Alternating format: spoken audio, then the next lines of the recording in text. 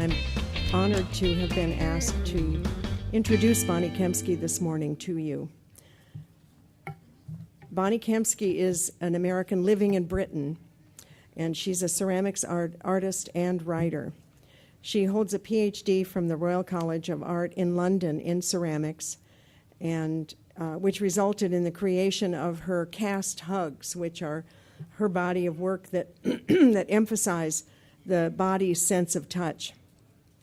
Her writing includes feature and review articles for various publications around the world, and she has recently published a book entitled The Teabowl, East and West. Kemsky has curated 2 exhibitions of tea bowls. One is at the Embassy of Japan in London, and one at the Leach Pottery in St. Ives, England. Bonnie was the editor of Ceramic Review from 2010 to 2013. So would you please give a warm welcome to Bonnie Kemsky.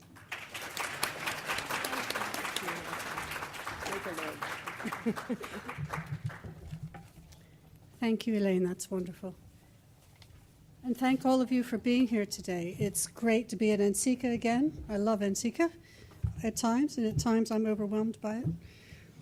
I'm going to start out today by first telling you about the Teabowl book that I've been living with for the last 2 or 3 years now.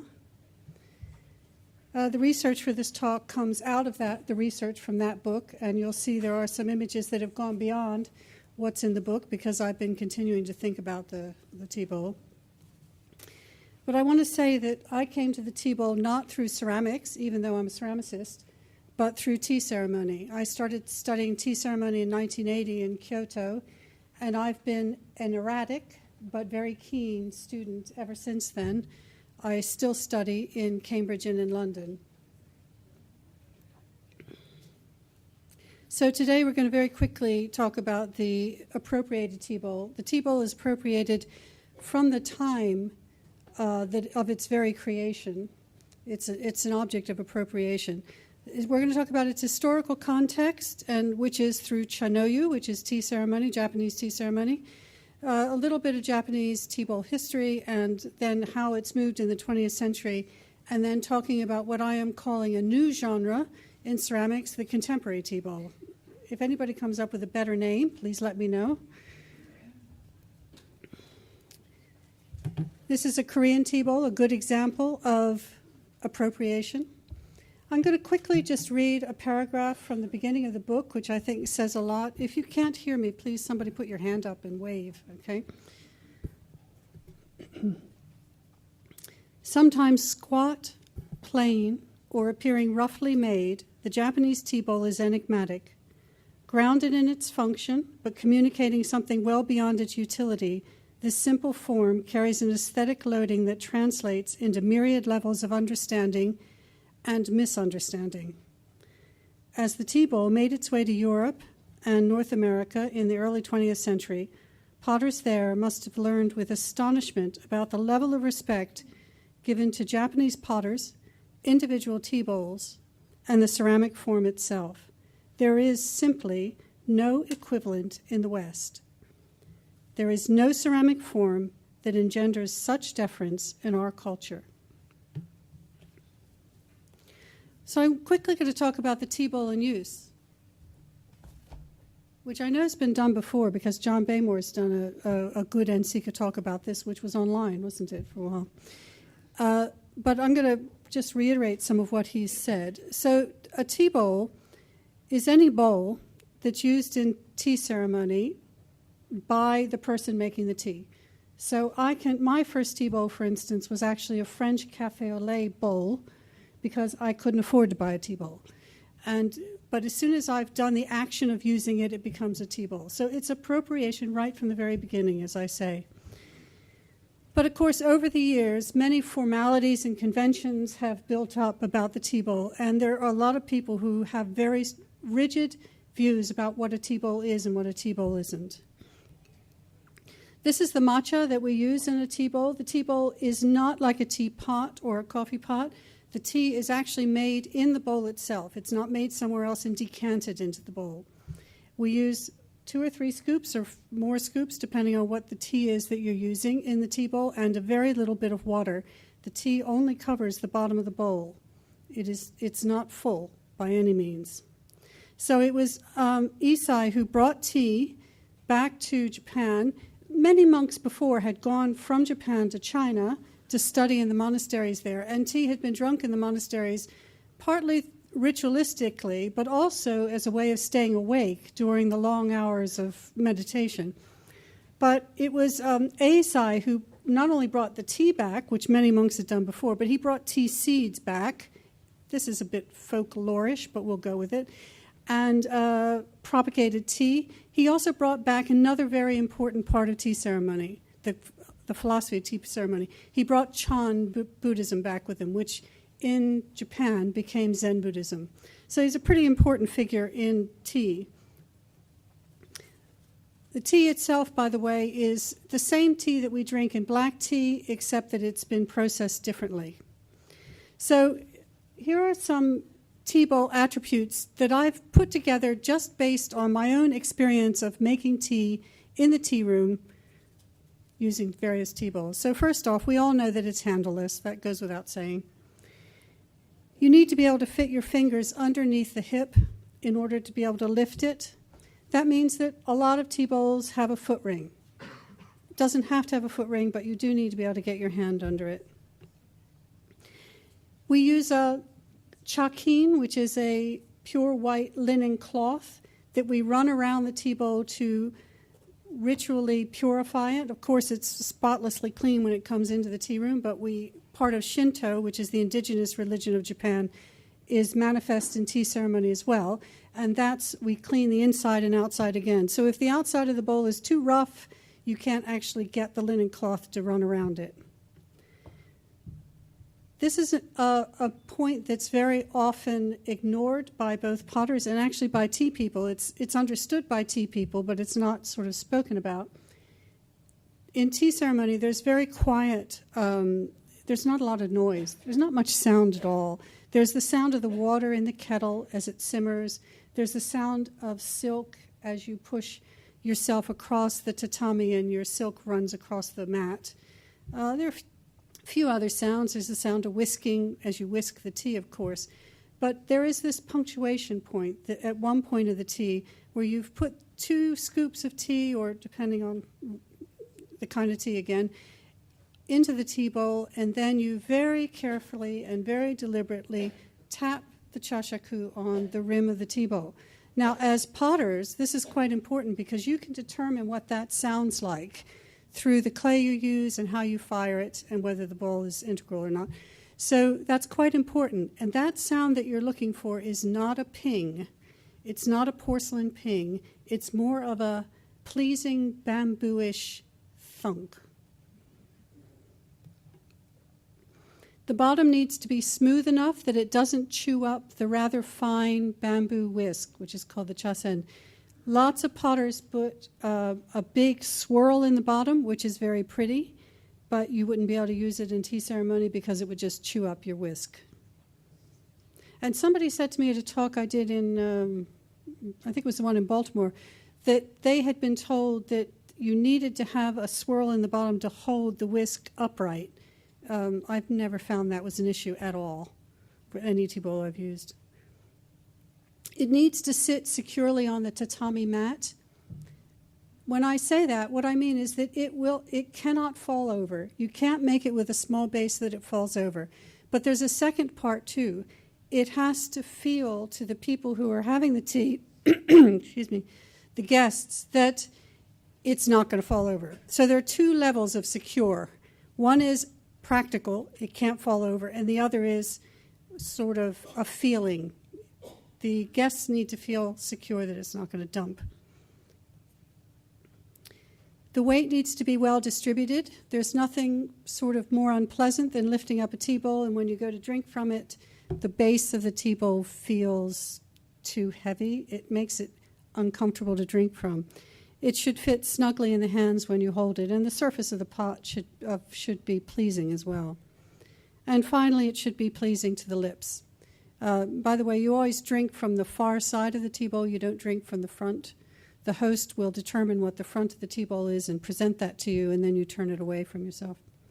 So I'm going to whiz through some historical tea bowls because they actually have, they're the basis of what we have. So the first tea bowls were Chinese. A few came from Korea, but almost all of them were Chinese. And you'll see here's a very classic hare's foot one on the left.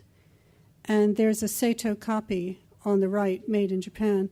Japan, although it has probably the oldest ceramics that we've ever found, a little bit of debate going on with China on that one, but dating back, the Jomon pottery dates back to 15,000 BC or something. They keep changing the date because it keeps going back. Japan's technology in ceramics was actually not that great, and it took influxes of Korean potters into Japan to improve that. And those started, we know, as early as about 300 BC. So then there were several different waves of them. What slide? So I've just put the slide in the bottom so you can see how we use this type of old tea bowl in tea ceremony. It's not used for actual gatherings anymore. It's only used for study in my school, which is Urasenke. There are many tea schools, and you may have seen something different, but in my own school. Again, we have a conical shape. The bowl on the left, you probably know, it's Kizaemon. It's probably the most famous Japanese tea bowl ever. It was, of course, made in Korea, and it was, of course, not made for tea. Other than that, it is the most famous Japanese tea bowl ever. That's partly because it was written about by Yanagi in The Unknown Craftsman. But he thought it was the perfect bowl. But he didn't have a lot to say good about tea ceremony either. So, on the right, you see a hagi bowl. Again, this is an indication of the influx of Korean potters, some of whom came voluntarily, some of whom came very involuntarily. Hideyoshi made a march trying to get to China, and he didn't make it as far as that, so instead he abducted tens of thousands of potters and whole villages of artisans and brought them back to Japan. So we'll see a big change here from this conical shape to a chojiro, which is the first raku bowl. We're going to talk a little bit about raku later on because there is a distinction in raku, in Japanese raku and in Western raku. Raku is actually a name. It was given by Hideyoshi to chojiro's descendants. It means enjoyment. Usually it's translated as enjoyment. But you see here there's a different shape in the tea bowl. This tea bowl was not unknown before, but it became very popular after raku or chojiro began making them in this shape. The story goes, the legend is that chojiro was seen by the most famous tea master ever, whose name was Rikyu, Senno Rikyu. And Rikyu, he was a potter. He was a tile maker, which meant he sculpted as well, because he sculpted lions and things to go on the roofs. He was working on a palace in Kyoto, and Rikyu spotted him and commissioned him, worked with him, collaborated with him to make a new type of tea bowl. What was so dramatically different was not only the tea bowl was different, but the whole making process was different. So prior to this, tea bowls had been made in community centers, in towns, in pottery towns.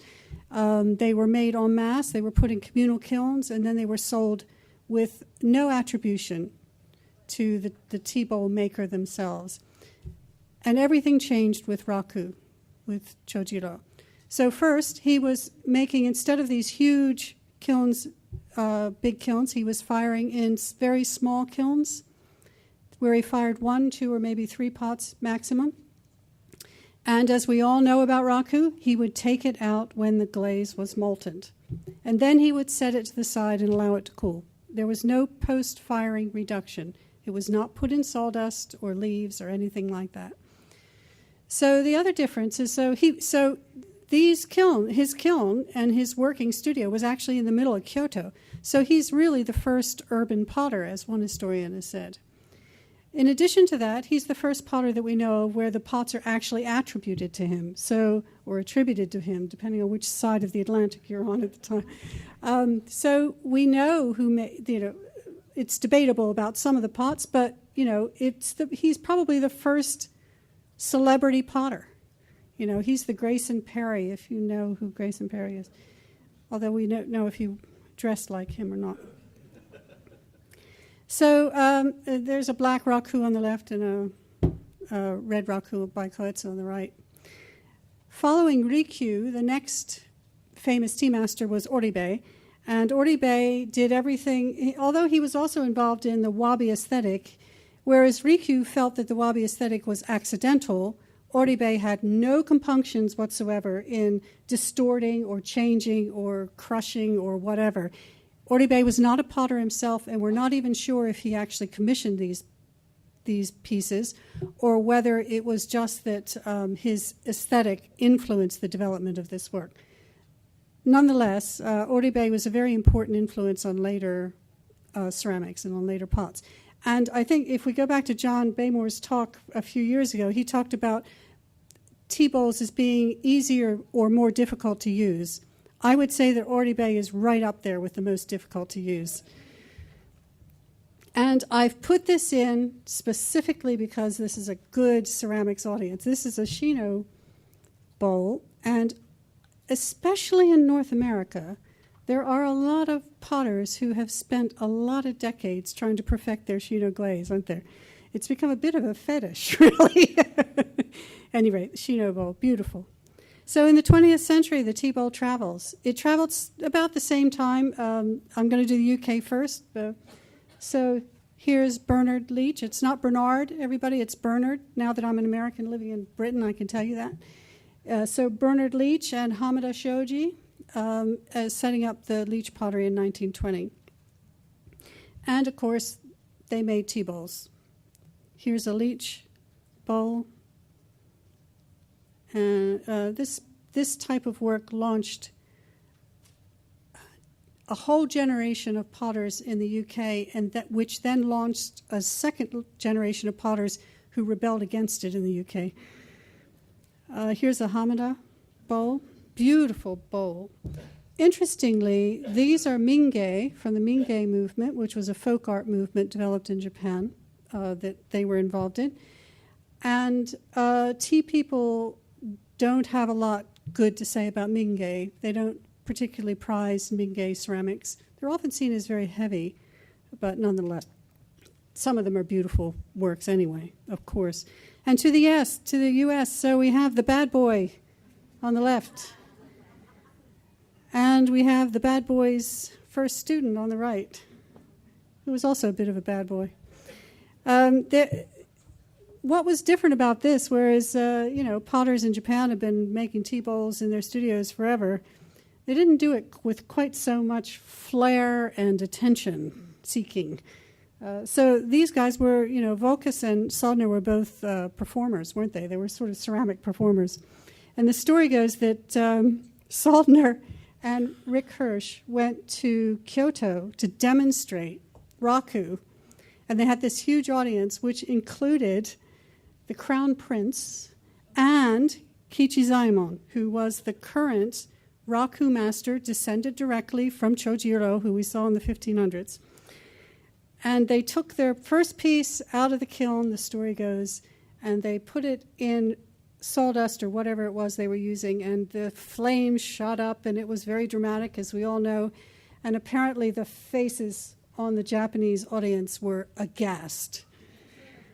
And Kichizaemon, raku, turned to him and said, "You may not call this raku." Now, this was 1978. Raku, Western raku, had already been done for quite a long while. So I'm afraid the boat had sailed. It's still called raku. I'm going to quickly go through some tea bowls made outside of Japan that really sort of still tie into the aesthetic of tea ceremony and the tea bowl. So what's come with us is, with the tea bowl, is the form, the scale, the materials, and the sense of materiality. So there's sort of a truth to materials. You never look at a tea bowl and wonder if it's wood or stone. You know it's clay. You know it's glaze. And as potters, we usually know how it's fired. In addition to that, we brought a Western sense of wabi, which includes an irregularity, which the West fell in love with immediately, an imperfection, and an accidental, serendipitous quality. And all of this is about acceptance, isn't it? It's sort of a Zen concept of acceptance, that things are as they are. But more important than that, and people in the West often don't talk about this, but in a tea room, when we're looking at a tea bowl, one person might say to another, "This is really a nice bowl. It's very unself-conscious." So you sort of get a sense of that. I know that not every single one of those is a tea bowl. We're not going to get into arguments about what's a tea bowl and what's a you-know-me and all that. If you want to argue about that, see me afterwards in the hallway. And we'll go. So the tea bowl has entered a different context. So this might have been your first encounter with a tea bowl in Japan if you were very lucky, and this might be your first encounter today. The function of the tea bowl has changed, of course. The tea bowl is used only for making tea in the tea room. And I found this image online. Someone said to me, "Is it sacrilegious to put raspberries in a tea bowl?" No, it's not sacrilegious, but some tea people might think it's a bit disrespectful. And also, if you fill that with raspberries and then you use a metal spoon to dig it out, and you spent 15,000 pounds or dollars buying this tea bowl, you might think twice about doing that, I think. How it's handled is completely different. I found this one on the net as well. It's not the tea bowl I'm objecting to. It's the holding it up like that. We would not do that. Even how we look at the bowl is different. This is a part of the tea ceremony after you've drunk the tea, when you actually have the opportunity to stop and look at the bowl. It's called haiken. And this may be the one and only time you ever get to see this tea bowl, because things are not kept out on display the way they are in the West, traditionally in Japan. So if that's how you look at it in the tea room, this was Ceramic Art London a few years ago. That's an Eddie Curtis tea bowls up there, by the way. So my premise is that the contemporary tea bowl has changed. It is actually a new genre. So experimentation was inevitable as soon as people started making tea bowls in the West, because the materials were different, the techniques were different, and of course their training was different, and their approach was different, their aesthetic was different. So it's a new thing. So I'm going to run through some really lovely pots here. This has calligraphy on it in Arabic, French, and something that I think you could only call Messian. This is an interesting one from the Colemans. I love this tea bowl. Celadon was used in tea ceremony. It hasn't been used regularly for a long time for tea bowls, but the celadons that were used, of course, were not bright apple greens or anything. And also, we don't use porcelain in the tea room for tea bowls very often, but in contemporary work, it's done all the time. I put this in because I've come from the UK for this talk, and this is a very traditional slip decoration. This El Casado bowl is lovely. What makes it so different is that although the Japanese, of course, have been making slab-built pots or slab-built sculptures for millennia, tea bowls have not been made through slab techniques. So Elka's is a good example of that. And this one I put in just because I think this tea bowl is luscious. Eddie Curtis. I love the contrast between the smooth rim and inside to the outside. This is a soda-fired piece by Jack Doherty. Salt firing Japan had no salt firing, the story goes, until Hamada, who had learned it in Britain, took it back with him to Japan, to Mashiko, in 1922. Now you see traditional Japanese tea bowl makers using either salt or soda firing, which I find really interesting. So the appropriation is going in more than one direction here. And this piece by Dalun I put in because it has a terra sigillata surface. Again, not used in Japan. Luscious to hold and handle, not terribly good for withholding the whisk procedure, so I'm not sure you'd want to use it. And I put in one contemporary Japanese bowl.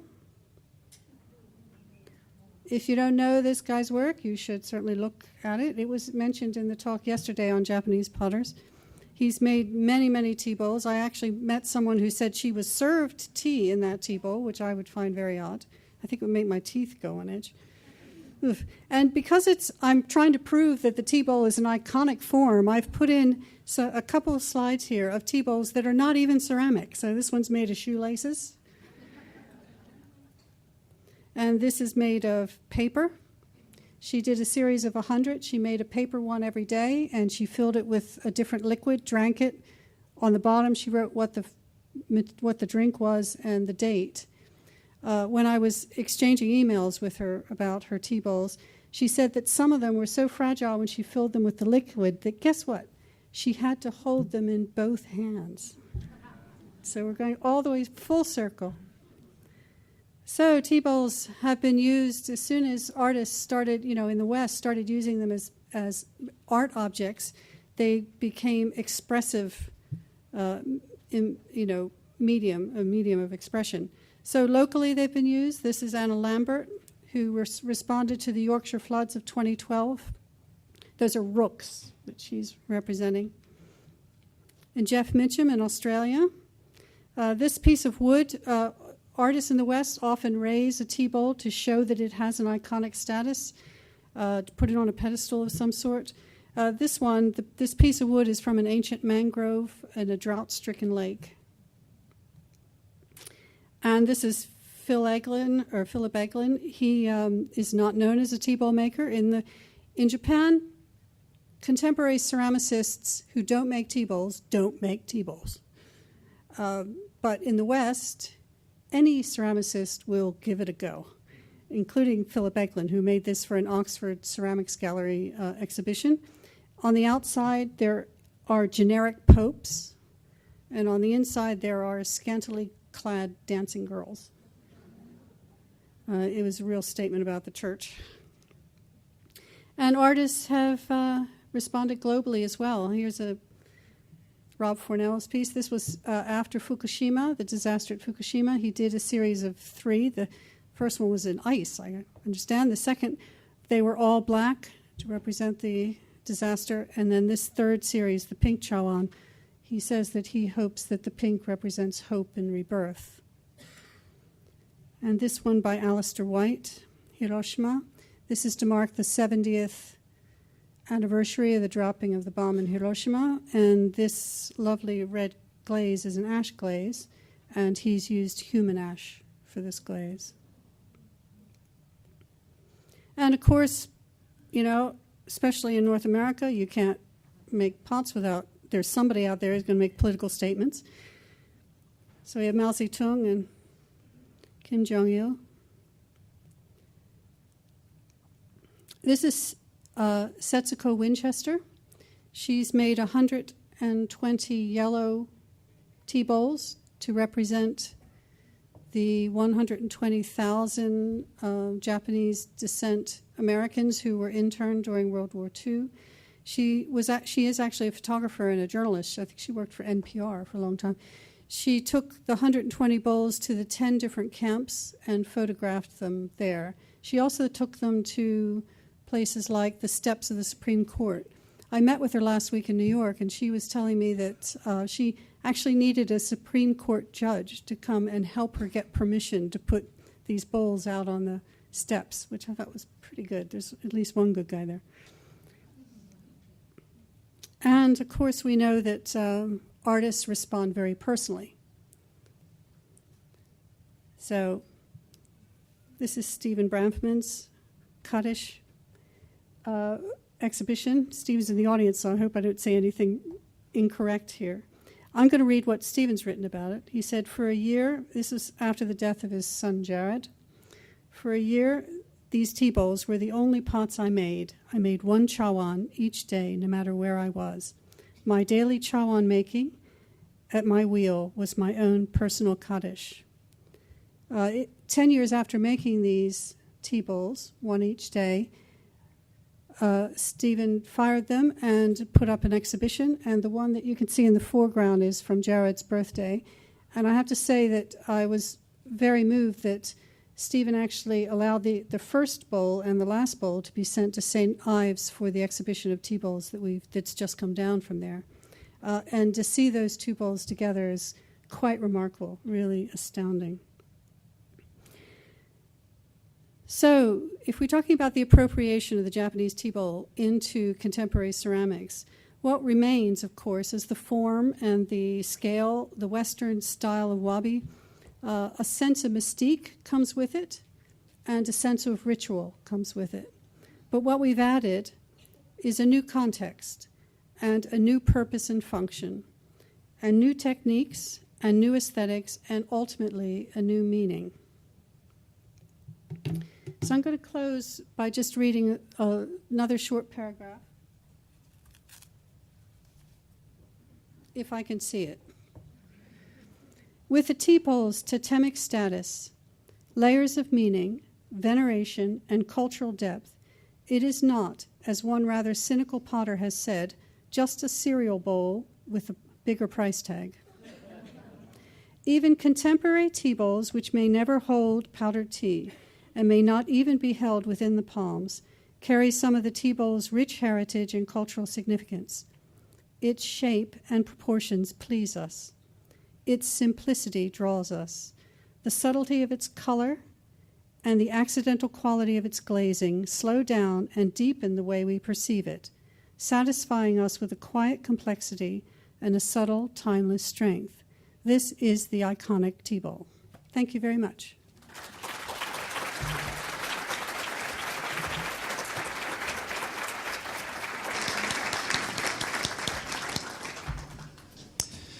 Dr. Kempsky, Garth from the Arizona State University Hi Art there. Museum.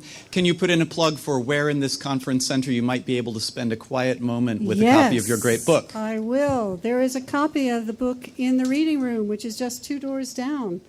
Go and have a look. Go and have a look. It is also available downstairs from Cornell Supplies, from Erin at Cornell Supplies. At least she had a few copies left yesterday. I think she probably had about 7 or 8.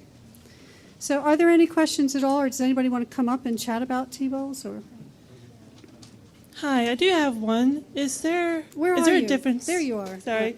Is there a difference between like a summer tea bowl and a winter or fall tea bowl? Yes, everything in tea ceremony is seasonal. Mm-hmm. And although there are tea bowls that we use year-round, mm-hmm. in the summer, if it's very hot, we often will use a very shallow tea bowl. And there's even a temai, which is the way of making tea, where we fill that with water to give the people who are having the tea a sense of coolness. And in the wintertime, we often use a more cylindrical and higher tea bowl, and that's to hold the heat of the tea in. We also actually changed the tea room around, so we actually moved the brazier where you heat the kettle from one place to another to change the season. Yeah. Well, thank you. Yeah?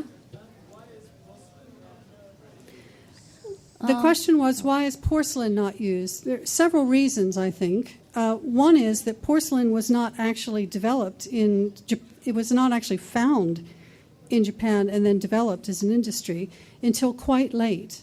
It was after the peak of tea ceremony aesthetic. So that's one reason. The other reason is that the white body, in contemporary ceramics, and in tea bowls, you often see a tea bowl that's a white porcelain with a clear glaze. So it's all white. And white is the color for death in Japan. And in addition to that, it's really stark. And the tea bowl, we think of the tea bowl as being the most iconic thing in the tea room. But no, the tea bowl should blend in with everything else that's there. It's called toreowaze. And that's the skill of the tea master in combining the utensils that are used. So white is too glaring and too harsh. It really doesn't. In addition to that, if it's thinly thrown porcelain, of course, it transmits the heat, and we're holding it in our hands. So you sometimes have a cloth to help hold it, but yeah. So, yeah. Are there any other questions? I have a question. Oh, right. Sorry. One minute. Oh, so Yeah. in terms of, I guess, the cultural appropriation aspect, Yeah. in the West, it's so far from the original purposes of a tea bowl. I guess, could you speak to maybe the offensiveness of culturally appropriating the tea bowl? I'm the wrong person to speak about that because I don't think it's offensive at all. I think that it's a new. I think it really is a new genre So we've taken this shape and we've taken the mystique and all that stuff, but we've done something very different with it. And as long as we acknowledge that difference, I don't see that there's a problem with it. There is a problem if you start selling them as traditional tea bowls and they're not usable in the tea room. But in terms of using it to express political issues, which we don't do in the tea room. In the tea room, you don't talk about things that are funny or, political or, I have never once heard the word Trump mentioned in the tea room. It just doesn't happen, And so, I don't think it's a problem. You obviously think it's a problem. Do you? Well, I guess I'm trying to formulate my opinion on whether or not it's a problem. I went to the talk on cultural appropriation in general, and tea bowls were mentioned in that. So were they? I missed that one too. So I'm just trying to, form an opinion on the matter. Yeah. I mean, the truth is that we would be pretty narrow if we didn't start appropriating stuff from. We're always appropriating stuff from all over, and the Japanese appropriated the tea bowl from China and from Korea. There were no tea bowls until they brought it over. So I understand where you're coming from. We don't want to be culture vultures. We don't want to somehow think that we understand what it is if we don't understand what it is.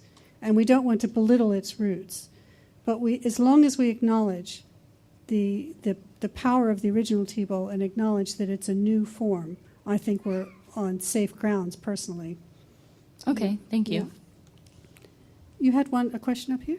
I was just curious because I've heard sometimes that like a tea bowl is different than a chawan, or that like the chawan is more important than a tea bowl. I was curious if that was true or not. The question is there a difference, or why do people sometimes make a distinction between a tea bowl and a chawan? By the way, you might notice that I make one word out of tea bowl. I think that it is such an important and iconic form that we can justify it being one word, not two words.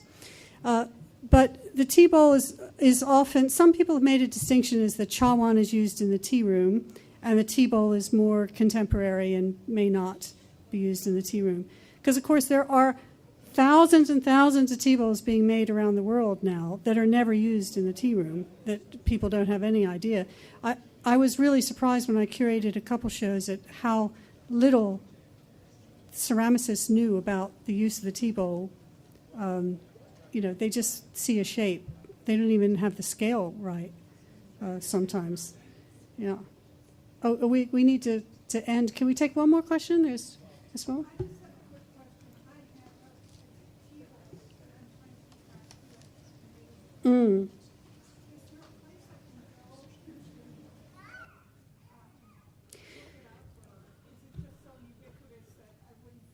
Does it have a stamp on it? Oh, yeah. John can tell you who to go to for that. Okay. Yeah, that writing tells you the potter's name and the name of the tea bowl. Tea bowls are often named. And possibly who owned it. Yeah.